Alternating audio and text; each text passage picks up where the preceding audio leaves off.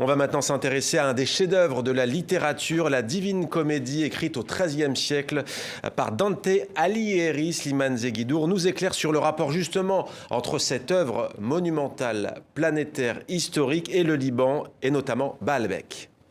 Baalbek abrite les temples de Bacchus et Jupiter, des héros gréco-romains qu'on retrouve pleinement dans la Divine Comédie, le poème fleuve du Florentin Dante Alighieri, ce chef-d'œuvre de la littérature mondiale que les éditions Actes Sud viennent de rééditer avec une traduction nouvelle, aussi concise et accessible qu'élégante. C'est une fantastique fresque morale, un voyage initiatique, dramatique, allégorique et mystique à travers les trois univers de l'au-delà, l'enfer, le purgatoire et le paradis. Guidé par le grand poète romain Virgile, Dante traverse les cercles de l'enfer, les corniches du purgatoire et, rejoint par sa muse, Béatrice, entame l'ascension des 9 cieux du paradis jusqu'au firmament où se dresse l'arche de Dieu, vision ineffable et éblouissante.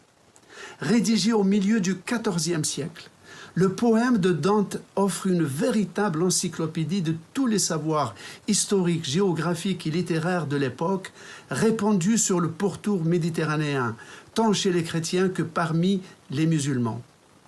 Ainsi, trouve-t-on dans les limbes cet espace neutre, situé aux abords de l'enfer, mais préservé de ses feux, de grandes figures de l'Antiquité gréco-romaine, mais aussi de l'islam.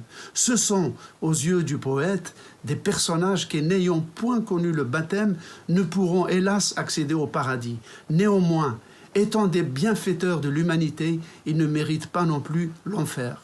On trouve donc fraternellement Homère, Horace, Ovide, César, Aristote, Socrate, Platon, Démocrite, Sénac, Ptolémée et Avicenne, Averroès et Saladin, le chef vainqueur des croisés qui a rendu Jérusalem aux musulmans tout en restant magnanime avec les vaincus, ses frères humains. Un Saladin qui a passé son adolescence justement à Baalbek.